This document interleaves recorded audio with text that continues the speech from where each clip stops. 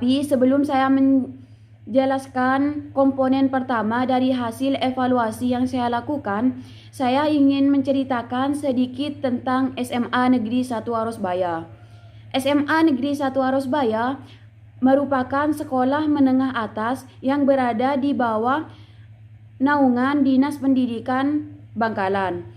Sekolah ini beralamat lengkap di Jalan Raya Arosbaya nomor 1, Kecamatan Arosbaya, Kabupaten Bangkalan. SMA Negeri 1 Arosbaya pertama kali dibuka pada tanggal 1 Juli 1991 berdasarkan surat keputusan Menteri PPNK. Dan pada tanggal 5 Mei 1992 yang pada saat itu masih bernama SMU 1 Arosbaya atau bisa disebut dengan jurusan Ilmu Pengetahuan Alam dan Ilmu Pengetahuan Sosial. Kemudian pada tanggal 5 Mei 1993 terbentuklah Persatuan Pelajar yang sekarang disebut dengan Organisasi Siswa Intra Sekolah atau disebut dengan OSIS. Oke, di sini komponen pertama yaitu kultur sekolah. Poin pertama, visi dan misi SMA Negeri 1 Arosbaya. Visi SMA Negeri 1 Arosbaya yaitu unggul dalam prestasi, terampil, dan berprofil pelajar Pancasila. Sedangkan misi SMA Negeri 1 Arosbaya yaitu mengembangkan pengalaman ajaran agama sebagai dasar sikap dan perilaku. Yang kedua yaitu mengembangkan pembiasaan yang mengacu pada pembentukan karakter Pancasila.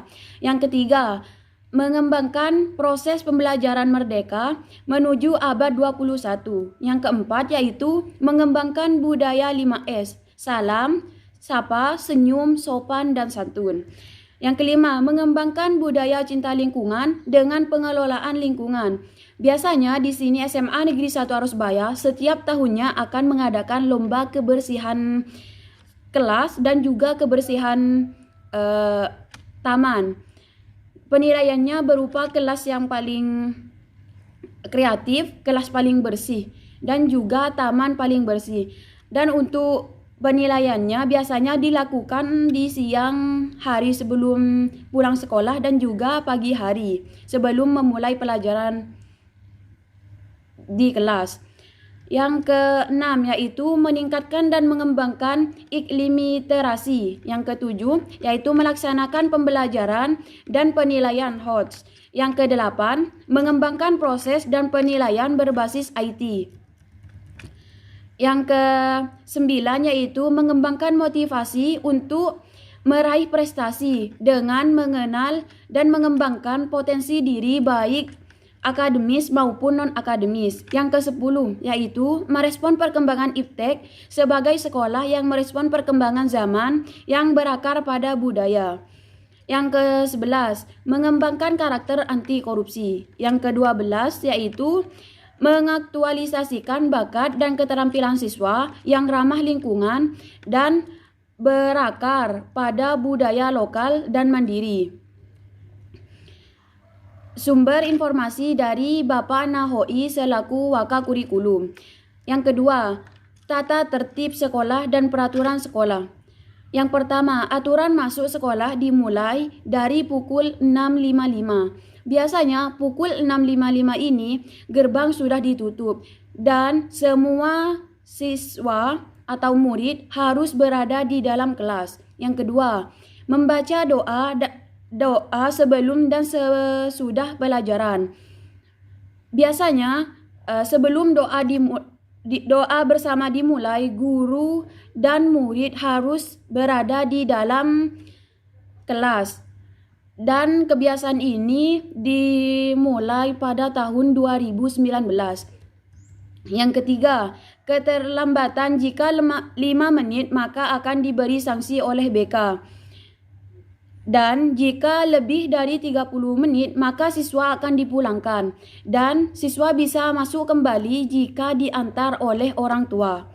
Yang keempat, apabila siswa tidak masuk sekolah karena sakit atau izin maka harus mengirimkan surat izin yang resmi atau yang sah. Yang kelima, mengikuti upacara yang dilakukan setiap hari Senin. Yang keenam yaitu memakai seragam sesuai dengan yang ditentukan oleh sekolah. Contohnya, Senin Selasa menggunakan putih abu-abu, Rabu Kamis menggunakan biru kelautan, dan Jumat Sabtu menggunakan seragam pramuka. Yang ketujuh yaitu bersepatu hitam. Selain itu tidak boleh dipakai di sekolah. Baik sepatu maupun tali sepatu harus berwarna hitam. Yang kedelapan, potongan seragam sesuai dengan ketentuan dari sekolah. Yang kesembilan, memakai seragam dengan rapi dan bersih. Yang kesepuluh, bersikap sopan dan santun kepada semua warga sekolah. Yang kesebelas, menjaga keamanan dan ketertiban selama di sekolah maupun sepulang sekolah.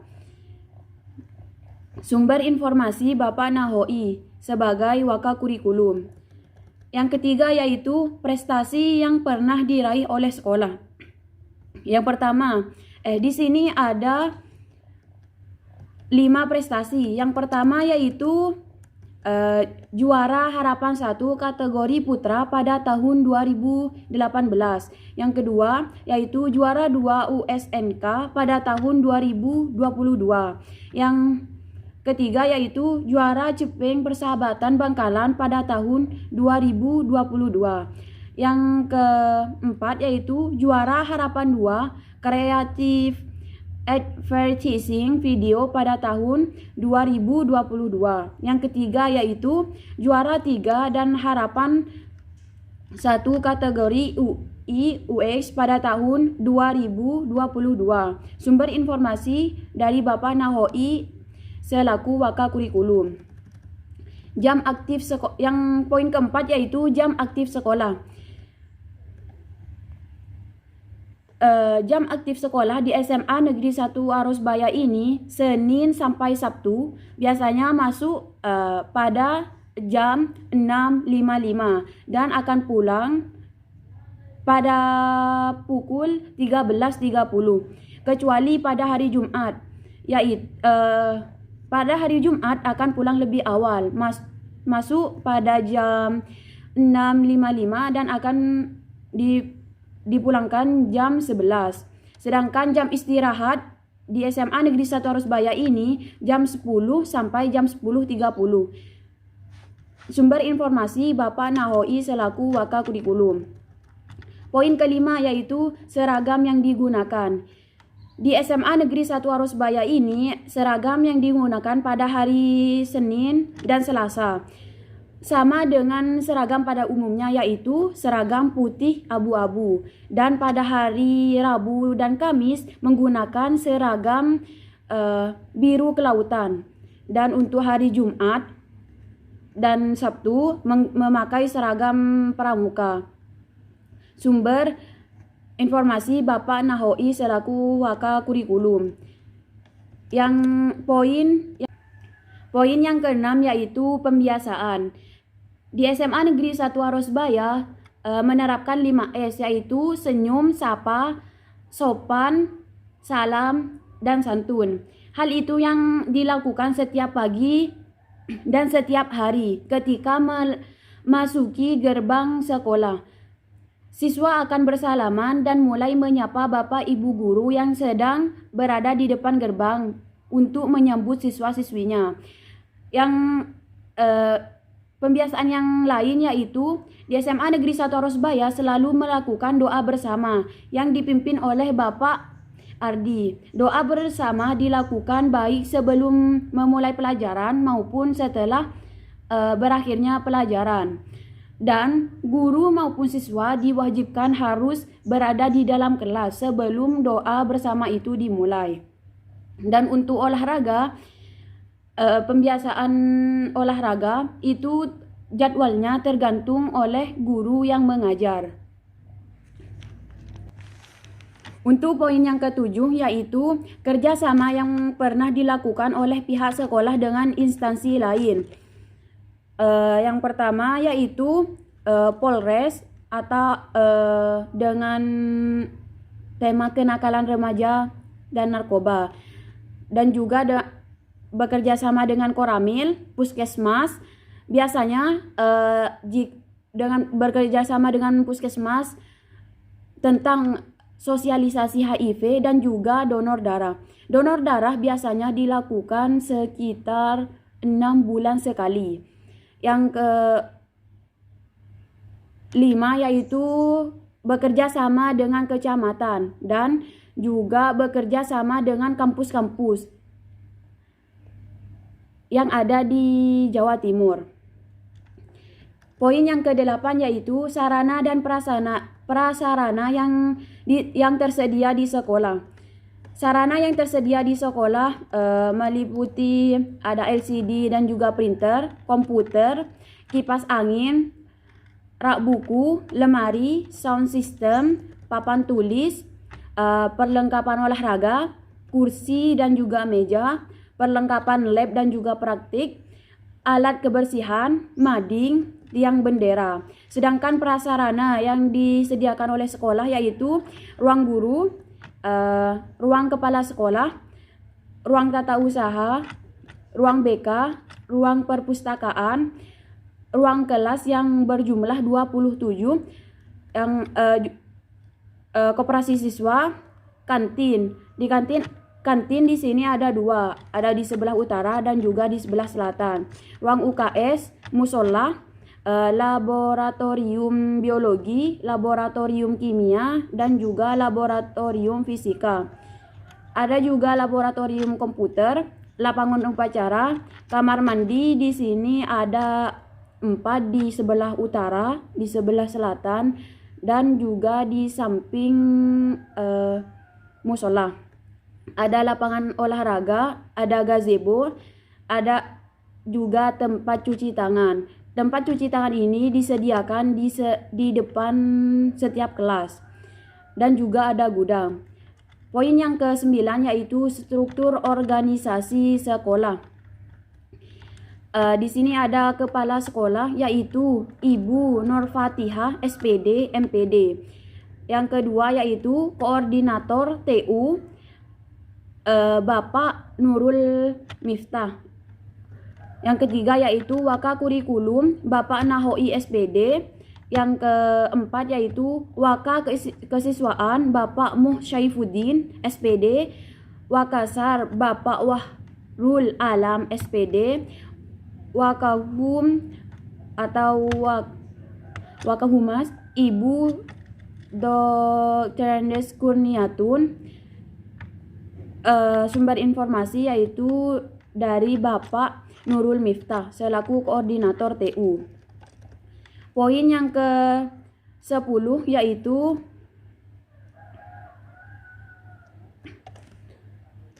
kegiatan seremonial yang dilakukan di sekolah, misalnya upacara bendera, Maulid Nabi, Hari Santri, Isra Mi'raj, sertijab, serah terima jabatan, rapat guru yang dilakukan setiap hari Senin setelah upacara, kelas meeting biasanya dilakukan setiap akhir semester. Ada juga pondok Ramadan dan juga hari guru. Poin yang ke-11 yaitu kegiatan-kegiatan ekstrakurikuler sekolah. Di sini ada SKI atau bisa disebut dengan Studi Keharonian Islam, ada KIR, karya tulis ilmiah, PMR, Palang Merah Remaja, ada PA, pencinta alam, ada sepak bola, ada bola voli, bola basket, ada teater, ada ECC, English Conversation Club, ada pramuka, ada juga musik, dan juga pencak silat. Sumber informasi dari papan mading sekolah. Komponen yang kedua yaitu kondisi peserta didik. Poin yang pertama yaitu jumlah rombel setiap angkatan. Rombel angkatan di SMA Negeri 1 Arosbaya yaitu sebanyak 20 rombel. Jumlah maksimum peserta didik dalam kelas ialah 32 sampai 35 siswa. Kelas 10 6 rombel, kelas 11 7 rombel, dan kelas 12 7 rombel. Sumber informasi dari Bapak Nahoi selaku Waka Kurikulum. Poin yang kedua yaitu rata-rata jumlah siswa per kelas. Setiap kelas rata-rata siswa di SMA Negeri 1 Arosbaya ini terdiri dari 32 sampai 35 siswa. Sumber informasi dari Bapak Nahoi SPD selaku Waka Kurikulum. Yang poin ketiga yaitu karakteristik siswa secara umum. Di SMA Negeri 1 Arosbaya ini secara umum karakteristik siswa baik. Sumber informasi dari Bapak Faisal selaku guru BK. Poin yang keempat yaitu bentuk evaluasi belajar. Di SMA Negeri 1 Arosbaya, bentuk evaluasi belajar bisa berupa 1. Tugas dan ulangan setiap selesai per bab. Yang kedua, UTS setiap setengah semester dan UAS setiap akhir semester. Sumber Bapak Ahmad Faisal selaku guru BK. Poin yang kelima yaitu permasalahan yang pernah dihadapi siswa. Permasalahan yang pertama yaitu terlambat. Untuk penanganannya 1 kali 5 menit diberi peringatan, sedangkan 1 kali 30 menit dipulangkan, dan jika ingin masuk maka harus diantar oleh orang tua. Yang ketiga yaitu 4 kali 5 menit diberikan surat peringatan pemanggilan orang tua. Sumber Bapak Faisal selaku guru BK. Yang kedua, tidak masuk. Jika sering tidak masuk tanpa keterangan, maka akan diberikan surat peringatan oleh BK. Dan jika tetap mengulangi kesalahan ulang, maka akan diberikan surat pemanggilan orang tua. Yang ketiga yaitu tidak mengerjakan tugas. Untuk penanganannya yaitu disuruh mengerjakan tugas sampai selesai, dan biasanya ini dibimbing oleh wali kelas. Untuk yang keempat yaitu kerapian. Apabila sudah tidak bisa diberitahu dan terus melanggar, maka tidak akan naik kelas atau memilih untuk pindah sekolah dan juga bisa diberhentikan. Sumber informasi Bapak Faisal selaku guru BK. Komponen yang ketiga yaitu kondisi pendidik. Poin yang pertama, model atau strategi pembelajaran. Model atau strategi pembelajaran untuk kelas 10 dan juga kelas 12 itu sama, yaitu berupa diskusi, tanya jawab, drama klasikal. Tapi ada sedikit perbedaan untuk kelas 10, yaitu kelas 10 memakai kurikulum merdeka, di mana siswa digiring untuk mencapai dan menganalisa sendiri tentang materi yang akan dipelajari, serta jika ada permasalahan akan diselesaikan sendiri. Dan juga untuk kelas 10 itu dituntut untuk menjadi mandiri. Sedangkan untuk kelas 12 masih memakai K13. Sumber dari Bapak Arofik selaku guru bahasa Inggris. Poin yang kedua yaitu media pembelajaran yang digunakan oleh guru, yaitu seperti LCD, internet, dan buku paket. Sumber informasi Bapak Arofik selaku guru bahasa Inggris. Yang ketiga, model perangkat pembelajaran yang digunakan oleh guru. Perangkat yang digunakan oleh guru lebih ke penggunaan LCD atau proyektor karena sangat membantu kegiatan pembelajaran yang berkaitan dengan presentasi dan lainnya. Sumber informasi dari Bapak Arofik selaku guru bahasa Inggris.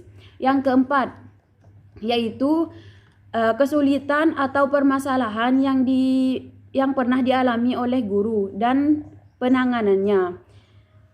Kesulitan dalam mengajar bahasa Inggris yaitu terdapat pada siswa karena untuk membuat siswa menyukai bahasa Inggris merupakan hal yang sulit untuk dimengerti dan kesulitan dalam pengucapan. Untuk cara penanganannya dengan menawarkan hal-hal yang baru seperti membuat drama. Dan dalam proses pembuatan drama, mereka akan diberi waktu untuk mencari drama apa yang akan ditampilkan, kemudian berdiskusi dengan teman sekelompok, dan yang terakhir menampilkan drama yang telah dibuat. Sumber informasi dari Bapak Arofik selaku guru bahasa Inggris. Sekian hasil laporan PLP yang dapat saya sampaikan. Mohon maaf jika ada kesalahan kata. Wassalamualaikum warahmatullahi wabarakatuh.